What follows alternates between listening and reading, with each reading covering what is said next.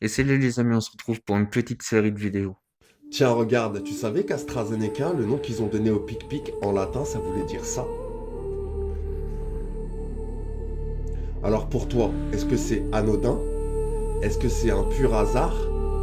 Ou pas? Regarde-moi ça. Dis-moi ce que t'en penses. Allez. Et vous serez fait vacciner dans le cas que vous saviez que ça s'appelait comme ça, enfin que ça voulait dire ça. Et est-ce que vous le saviez? Dites-moi en commentaire. Tenez, regardez ce que nous cachent les photos officielles de la Terre. Merci la NASA. Vous qui pensez que les photos de la Terre sont réelles, regardez ce qu'on peut trouver. Je suis allé prendre la photo officielle de la Terre. Maintenant, je fais un petit montage, je coupe la photo, tu vois. Je superpose, je mets en effet miroir. Et après, je joue un peu avec les couleurs. Regarde un peu. Regarde un peu ce qui sort. Faut savoir que ce sont des images générées par ordinateur. Maintenant, quand tu l'inverses, tu la tournes, regarde un peu. Je te laisse me dire ce que tu vois. Mais c'est marrant, non? Tu crois vraiment que les photos de la Terre sont réelles? Regarde, un autre petit test. Pareil, on prend une photo officielle de la Terre. Ils en font plusieurs, hein. Si vous regardez les nuages, il y a des copier-coller. C'est bâclé. Mais le plus intéressant reste à venir. Regarde-moi ça. Dis-moi ce que t'en penses en commentaire. Incroyable, non? Allez, ciao. C'est vrai que comment avec ça on pourrait se dire que c'est des photos réelles. Après moi, la seule explication que je pourrais voir, et ça serait plus spirituel, c'est qu'en gros il y a une entité sur Terre et du coup on voit son visage par la photo. Mais ça mais en vrai même ça, je suis même pas sûr que ça serait vrai. Parce que en vrai, là, quand on voit, vraiment, ça fait des formes que ça devrait pas faire. Je comprends pas comment ça peut faire ça.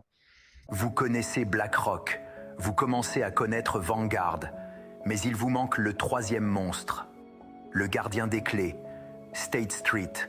Avec ses deux frères, ils forment le Big Three. À eux trois, ils sont le premier actionnaire de 90% des plus grosses entreprises américaines. Apple, Microsoft, Pfizer, ils possèdent tout. Mais le rôle de State Street est unique. C'est une banque dépositaire. Ça veut dire quoi?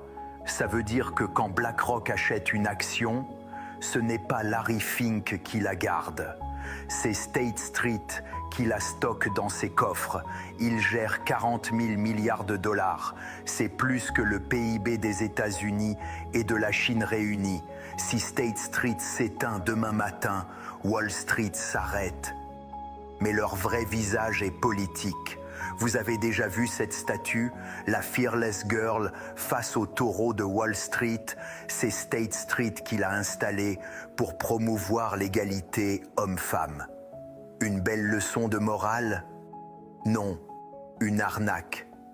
Quelques mois plus tard, State Street a été condamné à payer 5 millions de dollars pour avoir discriminé ses propres employées féminines. Ils utilisent votre argent pour forcer les entreprises à adopter l'idéologie woke alors qu'eux-mêmes ne respectent rien. BlackRock est le bras armé. Vanguard est le cerveau. State Street est le coffre-fort. Et vous n'avez pas le code. C'était l'archiviste. Abonne-toi et on se retrouve très vite pour un nouveau dossier. Et voilà les vrais responsables d'en partie ce qui se passe en ce moment. Pourquoi BFM TV ont complètement modifié la carte du monde pour présenter le Groenland? La réponse est très simple. On sait tous que le Groenland est en proie à être attaqué et saisi par les États-Unis. Le problème, c'est que le Groenland appartient au Danemark, qui est un pays qui appartient à l'Union européenne, donc l'Union européenne ne peut pas laisser passer ça et est obligée de les assister avec de l'argent et des forces armées. Donc le fait que BFM TV ait placé le Groenland beaucoup plus proche de l'Europe que des États-Unis permet de créer une projection où on se sent concerné par la situation du Groenland, où pour nous c'est proche, alors qu'en réalité le Groenland est extrêmement loin de l'Europe. Donc qu'est-ce que ça va faire? La conséquence, c'est que ça permet de vous préparer. Vous préparez à quoi? À la création du consulat au Groenland par Emmanuel Macron, alors qu'il est en train de fermer d'autres consulats dans d'autres pays pour manque de moyens, et à l'envoi de troupes militaires et de fonds au Groenland, payés bien évidemment par vous, par le contribuable. Tout simplement. Dites-moi ce que vous en pensez.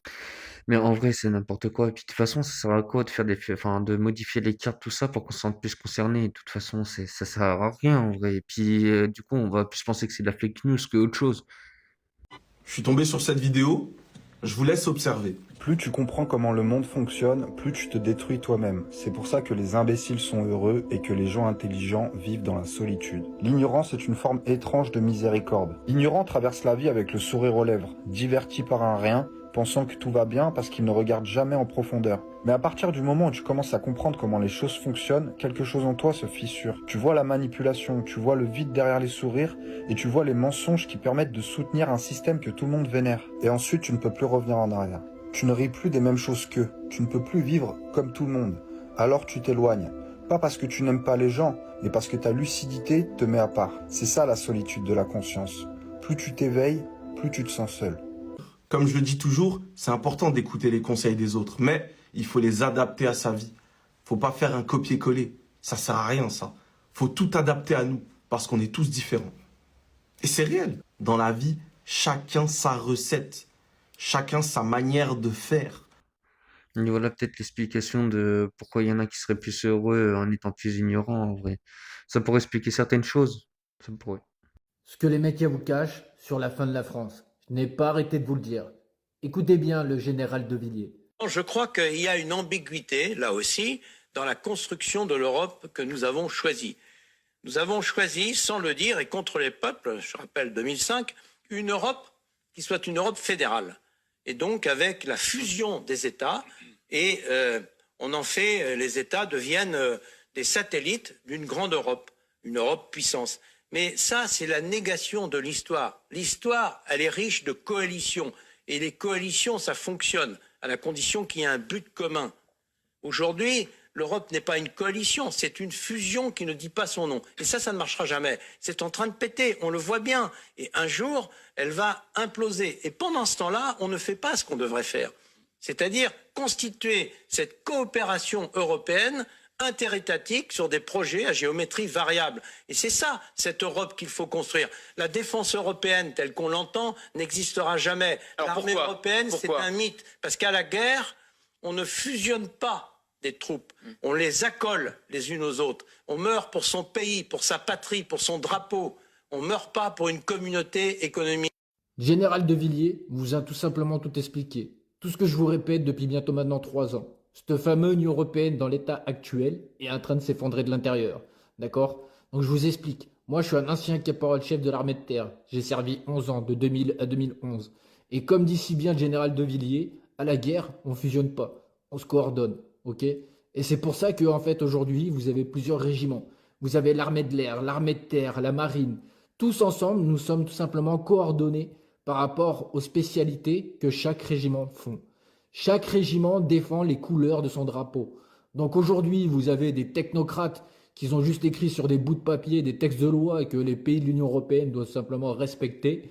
Et bien en fait, leur fameux projet depuis 2005, comme il dit si bien, qui était caché de former une Union européenne fédérale, est tout simplement en train d'éclater de l'intérieur. Car si vous regardez un peu l'actualité, je peux vous assurer que même à Bruxelles, il y a beaucoup de pays qui sont en train de dire hop, hop, hop, hop, von der Leyen, Macron, non, on va garder notre souveraineté. Donc je vous le dis, je vous le répète les amis, ne vous inquiétez pas, laissez-les faire leur petit blabla, mais là, ils sont tout simplement en train de s'effondrer. Après, pourquoi ça s'effondre? Parce qu'ils font en sorte que ça s'effondre. Et puis, il n'y a personne qui en veut de toute façon de l'Europe. Il y en a, c'est même l'OTAN. Et là, d'une Europe fédérale, il n'y a personne qui en veut, en vrai. Donc, je comprends pas pourquoi ils s'entêtent à faire des choses que personne ne veut, mis à part pour leur intérêt. Mais bon, c'est comme ça, hein. Tiens, regarde, ouvre ton esprit, oublie tout ce que t'as appris. Ce que tu vois là, c'est une étoile. Quand tu zoomes dessus au télescope, voilà ce que tu vois. Ça, une autre étoile. Alors, tu préfères croire que c'est du gaz, de l'hélium et de l'hydrogène? Ou alors plutôt que ce sont des luminaires, comme le disent les textes saints? Pour les musulmans, dans le Coran, il y a écrit que dans le premier ciel a été placé les étoiles pour la décoration, le premier ciel. Il y a 7 cieux, comme dans la Bible. Oh, comme c'est bizarre. Tu vois quand tu regardes. Attends, le focus va revenir. Reste focus, c'est le cas de le dire. Regarde, tu vois les petits points qui passent devant? Regarde, on dirait de l'eau. Dans la Bible, il est écrit qu'il y a un firmament, que le Créateur a séparé les eaux d'en haut des eaux d'en bas. Désolé, mais je préfère croire le créateur, tu vois, des textes saints, plutôt que des satanistes qui nous mentent à tout bout de champ. Dis-moi ce que t'en penses en commentaire. T'es plutôt science-fiction ou réalité? Allez, ciao. Après, c'est vrai que ça me surprend quand même, parce que je comprends pas pourquoi on voit les étoiles comme ça, les planètes comme ça, alors qu'ils nous les représentent totalement différemment. Enfin, il y a quand même bien une raison. Enfin, peut-être c'est la longueur d'onde de la lumière, des choses comme ça, peut-être qu'il y a de l'eau. Mais c'est vrai que c'est quand même surprenant qu'ils nous montrent des planètes belles, rondes, avec des belles couleurs, etc. Et que quand on regarde, bah, c'est pas comme ça en fait. Tu vois ce moment où tu te sens triste, tu t'allonges, tu fermes les yeux et tu poses inconsciemment ta main sur ta tête. En 3 secondes, ton corps vient de déclencher le même processus que si quelqu'un te tenait vraiment dans ses bras. Ça peut paraître bizarre de faire ça, mais en réalité, c'est un mécanisme d'apaisement hyper puissant. Des études ont montré que ton cerveau est programmé pour répondre au toucher. Et parfois, il fait pas la différence entre le réconfort donné par quelqu'un d'autre et celui que tu te donnes toi-même. Ce simple geste que tu fais déclenche la libération d'ocytocine. Il fait baisser tes hormones de stress et il envoie des signaux de sécurité à ton système nerveux. En gros, c'est la même hormone qui est libérée quand tu reçois un câlin ou quand tu te sens en sécurité avec quelqu'un. Pour beaucoup de personnes, ça recrée cette sensation d'être tenu, d'être soutenu, même dans les moments de solitude les plus intenses. C'est comme si ton corps se rappelait ce que ça fait d'être réconforté. Les psychologues voient ça comme de l'autocompassion rendue physique. Tu donnes à ton corps exactement ce dont il a besoin quand personne n'est vraiment disponible pour toi. En vrai, tu deviens ton propre refuge. Et ce qui est encore plus puissant, c'est que ce geste, il envoie un message clair à ton cerveau. Tu es en sécurité, tu mérites de l'attention, tu mérites de la douceur, même quand personne d'autre n'est là. C'est un rappel que le réconfort n'a pas toujours besoin de venir des autres. Parfois, la chose la plus guérissante qu'on puisse faire, c'est d'être là pour soi-même, de se montrer qu'on peut compter sur soi. Parce qu'au final, la personne qui sera toujours là pour toi, c'est toi. Et ça, c'est pas de la faiblesse, c'est de la force pure. Dis-moi en commentaire si t'as l'habitude de faire ce geste. En tout cas, si t'as aimé cette vidéo, abonne-toi. Est-ce que vous êtes reconnu dans cette vidéo et que vous l'avez déjà fait? Après, moi, je pense que oui, je l'ai déjà fait, honnêtement. Est-ce que vous avez vu Emmanuel Macron, ce qu'il a publié comme photo? Après avoir dit que la bête de l'événement est là, et elle arrive, La bête de l'événement est là. Et elle arrive. là il nous publie une carte à jouer de Yu-Gi-Oh! Avec le dragon blanc aux yeux bleus. Et écoutez ce qu'il y est écrit. Ce dragon légendaire est un puissant moteur de destruction. Rares sont ceux qui ont survécu à cette terrifiante créature, quasiment invincible pour en parler. Et le même jour, Donald Trump nous publie sur son réseau Truth Social la phrase suivante. Le monde comprendra bientôt. Rien ne peut arrêter ce qui vient. Sur l'image, il a les bras écartés comme le Messie et avec derrière lui la sphère. Mais si vous vous souvenez bien, la sphère, c'est pas la première fois qu'il nous la montre. Avec Saoud et Sisi, vous vous souvenez de cette image? Et ce n'est pas la seule fois où on voit Donald Trump avec la sphère. Regardez sur The Economist 2017, cette couverture, qu'est-ce que l'on voit? On le voit assis sur la sphère, avec son drapeau américain, le sceptre et la boule des rois. Et si vous regardez bien, c'est exactement la même scène que le Baphomet. Et rappelez-vous, c'est ce que Sarkozy avait dit. Le nouvel ordre mondial, ils vont l'instaurer et personne ne pourra l'en empêcher. On ira ensemble vers ce nouvel ordre mondial. Et personne, je dis bien personne, ne pourra s'y opposer. Car à travers le monde, les forces au service du changement sont considérablement plus fortes que les conservatismes et les immobilismes. Mon perché, même si c'est symbolique tout ça, et ça veut dire juste que leur plan il est enclenché et qu'ils comptent faire vraiment des dingueries. Ils sont devenus complètement fous ces gens-là et enfin faut les arrêter. Et quand il dit personne, je serais bien curieux de voir vraiment ce qu'il entend. T'as déjà réservé sur Airbnb? Si oui, il y a une petite anecdote que tu peux raconter à tes potes. Dans Airbnb, il y a BNB, ce qui est logique. Bed and breakfast. Pourquoi Airbnb? Qu'est-ce que l'air vient foutre là-dedans? En fait, il y a une bonne raison. Et c'est ça que tu vas pouvoir raconter. En 2007 à San Francisco, il y a Brian et Joe et ils arrivent pas à payer leur loyer. Et de l'autre côté, il y a une grosse conférence qui arrive en ville. Tous les hôtels sont full. Donc là, il y a peut-être un truc à faire. Brian et Joe vont gonfler des matelas dans leur salon pour accueillir les gens qui n'ont pas pu réserver d'hôtel. Ils gonflent des airbeds quoi, des matelas gonflables. Et le matin, ils offrent le petit-déj. Donc à la base, ils ont appelé ça Airbed and breakfast. Donc littéralement matelas gonflable et petit-déj. Ils créent un site airbedandbreakfast.com et après ils se sont dit que c'était un peu long comme nom. Donc c'est devenu Airbnb. Ils ont gardé Air, la ref au matelas gonflable. Donc si un jour tu réserves un appart avec tes potes sur Airbnb, t'auras une petite anecdote à la raconter. Des fois ça part de rien, hein. Puis qu'il aurait cru que ça partait de ça en vrai. Petite piqûre de rappel, on en parle juste après. Les Français rejettent la Constitution européenne. Le non l'emporte largement, 55% contre 45% pour le oui. La victoire du non est incontestable. C'est une victoire pour le non incontestable. 58% des sympathisants socialistes, c'est le résultat inverse du référendum interne du Parti socialiste à la fin de l'année 2004. Le non est populaire, il enregistre près de 60% chez les salariés, près de 80% chez les ouvriers. Les moins de 25 ans ont voté à 60% contre la Constitution européenne. C'est un rejet sans appel. Les principaux partis de gouvernement, à savoir l'UMP, l'UDF, le Parti socialiste, les Verts, avaient officiellement appelé à voter oui. C'est ce soir une défaite cinglante d'abord pour l'exécutif et en particulier d'abord pour Jacques Chirac qui avait été l'initiateur de ce référendum. Une mauvaise nouvelle également pour les deux principaux responsables des deux plus grands partis politiques français, à savoir pour Nicolas Sarkozy pour l'UMP et François Hollande pour le Parti socialiste. C'est un choc, David, ce soir, un choc pour l'Europe, mais aussi un choc pour la quasi-totalité des partis de gouvernement. Et ouais, pour l'anecdote, moi, en 2005, donc j'étais assez jeune quand même, et ma mère m'avait dit surtout, c'est hors de question, t'as intérêt à voter contre. Elle m'avait obligée. Et donc j'avais voté contre sans vraiment savoir ce que c'était. J'étais un peu jeune, j'en avais rien à foutre pour être claire. Elle m'avait dit, si jamais ça passe, vous allez vivre un calvaire sans nom. Elle m'avait dit, moi je vais pas le vivre à mon avis, mais vous et les générations suivantes, ça va être un calvaire. Donc quand ça avait été effectivement refusé, soi-disant, tout le monde était très content. Et puis voilà quoi. Donc je trouve, et là j'étais en train de vous faire la vidéo, et donc quand je faisais mon montage, ma fille me demande qu'est-ce que je fais comme vidéo. Et donc je lui ai expliqué, et elle n'était pas au courant de ce référendum de 2005, qui tout le monde avait voté contre, et que c'est passé quand même. Elle est scandalisée. Enfin vraiment, comment c'est possible qu'on ne soit pas entendu à ce point? Donc c'est vraiment fou, et c'est que forcément on n'en parle plus, mais c'est tel quel. Donc voilà, je voulais vous remettre un peu les chiffres. Je sais, ça énerve, mais force est de constater qu'il va bien falloir s'en sortir de cette Europe. Je ne sais pas comment, je ne sais pas si ça se fera, je ne sais même pas si moi ou mes enfants le verront. Mais en tout cas, franchement, je voulais faire cette petite piqûre de rappel. Pas pour vous faire du mal, mais juste pour vous dire qu'il faut quand même qu'on reste unis, parce qu'on avait été unis en disant non, on n'en veut pas. C'est vrai quand même quand ça a été voté non, ils sont rentrés dans l'Europe, ils ont fait la constitution, tout ça. Et puis sa maman, en vrai, elle avait raison. En vrai, elle a dit qu'ils nous ferait vivre un calvaire, et c'est ce qu'ils sont en train de faire. Regardez ce qu'ils sont en train de faire avec les veaux, tous les impôts, tout ça là qu'ils prennent pour l'Europe, l'électricité plus chère, nanana. C'est vrai qu'en vrai, elle avait raison, ils nous font vivre un calvaire.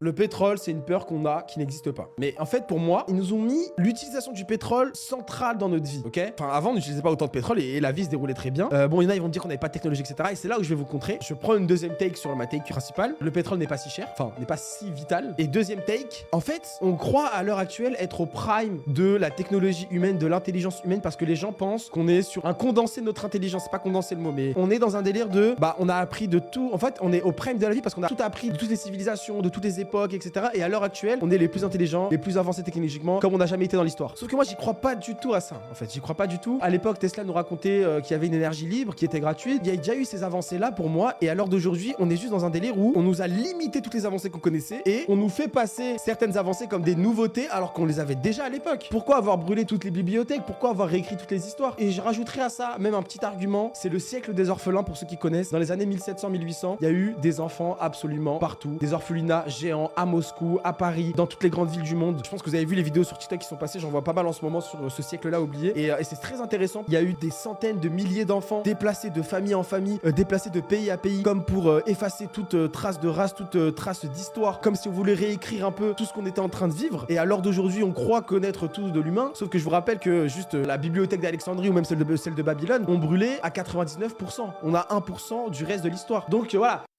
En vrai, il y a une petite chose que j'aimerais rajouter en plus de ça, c'est que les lacs de pétrole, ça existait, parce que c'est vrai on souvent puise sous terre, tout ça, donc on a l'habitude de voir ça comme ça. Mais il faut quand même se rappeler qu'en fait, à l'époque, il y avait des lacs de pétrole et que ça a duré jusqu'à 1800-1850. Après, ils ont pris tellement de pétrole qu'ils ont dû aller chercher sous terre, tout simplement. Mais à l'époque, il y avait des grands lacs de pétrole, vraiment, je le redis, il y avait des grands lacs de pétrole. Donc ça veut dire que les gens pouvaient les servir directement dans la nature sans les creuser. Donc les conditions n'étaient pas tout à fait les mêmes. C'est incroyable, Macron au tribunal. Et ça, personne n'en parle et pourtant, regarde cette vidéo, tu vas halluciner et pourtant, je me suis renseigné, l'information est vraiment exacte. Regarde ça. C'est une procédure quand il a divisé le peuple français en considérant que le étaient des sous-hommes, et nous avons considéré qu'il avait tenu des propos portant atteinte à ce qu'on appelle l'égalité des hommes et des femmes devant la loi, avec la charte d'article 225 du Code pénal, et donc nous avons fait une assignation civile à son encontre, et aujourd'hui il est convoqué devant le tribunal judiciaire. On a une audience le 22 janvier, durant laquelle nous allons parler de l'immunité de M. Macron, parce que la chose qui est très intéressante, c'est que son avocat a dit, mais il est le président, il ne peut pas être attaqué en application de l'article 67 de la Constitution, et quand il fait ses conclusions, il écrit, je suis M. Emmanuel Macron, il n'est pas président de la République, donc il avoue lui-même qu'il peut être parfaitement attaqué devant le tribunal judiciaire. Donc 22 janvier... Audience devant le juge de la mise en état. C'est la première fois dans l'histoire de la Ve République qu'un président est attaqué, parce que moi je considère, j'ai terminé sur un point fondamental, les attributions du président sont fixées par l'article, par différents textes de la Constitution. Et à partir du moment que le président agit en dehors de ses attributions, il ne peut pas bénéficier d'immunité. Alors, penses-tu vraiment qu'il va être sanctionné? Personnellement, j'aimerais que oui, mais la réalité, c'est tout autre. Les hommes comme ça ont trop de pouvoir et malheureusement, je ne pense pas que les sanctions soient réellement justes. Même je dirais que ces gens-là font trop d'abus de pouvoir et avec tout ce qu'ils font, au bout d'un moment, c'est quand même logique qu'ils commencent à leur retomber, ça commence à leur retomber dessus. Au bout d'un moment, ça peut pas continuer, tu vois. Ils peuvent pas être impunis comme ça. Donc, au bout d'un moment, que ça les chauffe au cul, c'est un peu normal. Mais bon, c'est tout ce que je voulais vous partager dans cette vidéo. Sur ce, je vous dis une bonne journée et une bonne soirée.